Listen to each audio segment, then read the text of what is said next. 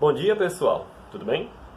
Vamos falar hoje um pouquinho da continuação do nosso assunto sobre origem da vida, tá? Então vamos tentar entender um pouquinho melhor sobre como é a ideia da origem química da vida, certo? Algumas teorias antigas, algumas ideias novas e no final a gente vai ver como é que acredita-se que a vida surgiu no nosso planeta. Beleza, pessoal. Vamos começar a falar um pouquinho sobre a teoria da evolução molecular, que é uma explicação formulada por Alexander Oparin, pesquisador russo, e John Haldane, inglês, lá pela década de 1920, tá certo? O que é que essa teoria deles quis tentar explicar? Eles queriam mostrar como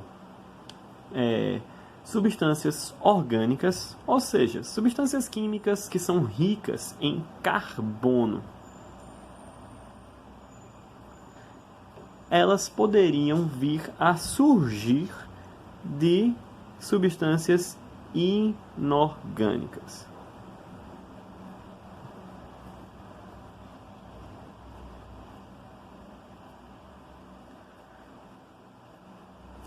Como vocês sabem, o nosso corpo ele é formado por diversas substâncias químicas, tá certo? Entre elas, as principais conhecidas, entre os elementos mais conhecidos, seriam carbono, hidrogênio, oxigênio, nitrogênio e vários outros.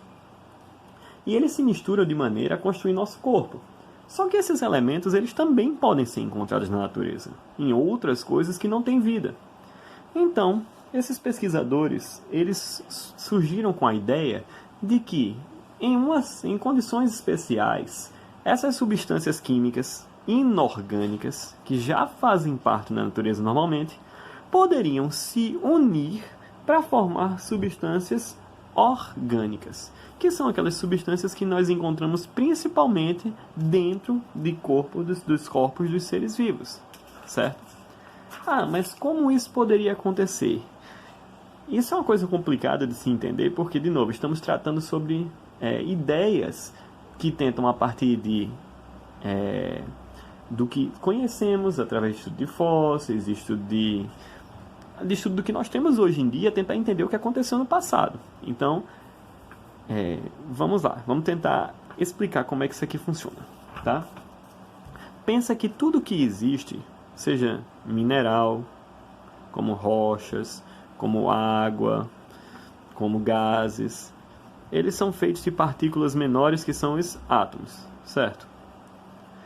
E esses átomos eles também estão presentes não só naquilo que tem na Terra, mas também nos seres vivos, como plantas, como animais, como pessoas. Então, tudo que existe ocupa espaço e possui massa, ou seja, tudo que é feito de matéria, é feito também de átomos, certo? E os mesmos átomos que nós encontramos aqui nos seres sem vida, podemos encontrar nos seres com vida. Só que aí olha que interessante. A ideia deles, de Oparin e Haldane, é que de alguma maneira esses átomos, que faziam parte de substâncias inorgânicas, se recombinaram para começar a formar substâncias orgânicas. Mas quer dizer que a partir de uma pedra dá para fazer um ser humano? Não, gente. A ideia seria de que haveria uma recombinação de coisas mais simples a partir de átomos. Esses átomos se recombinariam para formar moléculas diferentes. E essas moléculas se recombinariam para formar substâncias que poderiam ser tanto inorgânicas, que já existiam, como também substâncias orgânicas, tá? Como isso aconteceu? Essa é a parte mais complicada de explicar, porque não sabemos como acontecia na Terra primitiva. As condições que existiam lá eram um pouco diferentes das que a gente tem hoje em dia, tá certo? Porém, os pesquisadores americanos, chamados aí Miller e Urey, tentaram colocar um pouquinho na prática essas ideias de Oparin e Haldane, tá certo? Então vamos para cá. Experimento de Miller e Urey. O que é isso? Ora, Miller e Urey, eles tentaram copiar as condições da Terra primitiva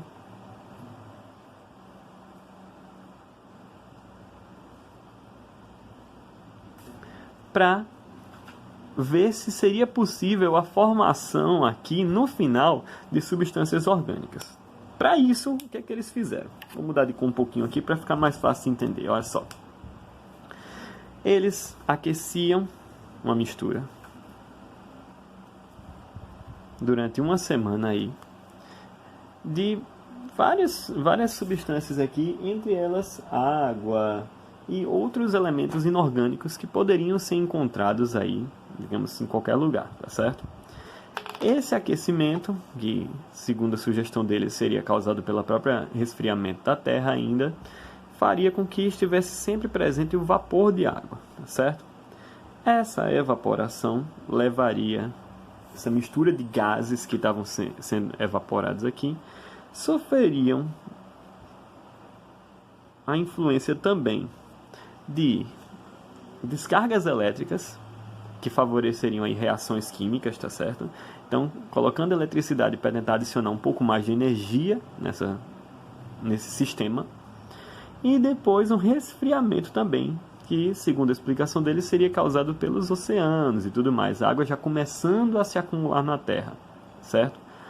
No final, essas substâncias que eram produzidas eram analisadas para procurar se havia essa possibilidade. Lembrando, tudo que era colocado aqui eram substâncias inorgânicas. Será que foi possível encontrar, no final, uma substância orgânica?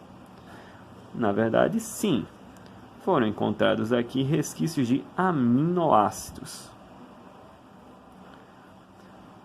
Os aminoácidos são seres vivos? Não, não são seres vivos. Porém, os aminoácidos são moléculas que servem para a construção de proteínas.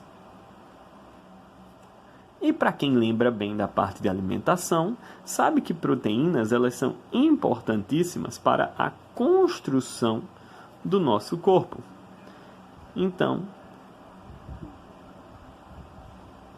proteínas, elas seriam as moléculas que construiriam um ser vivo, tá?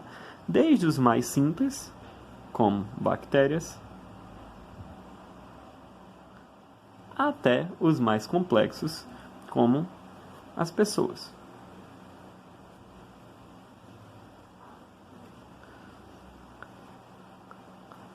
O que eles encontraram foram seres vivos? Não.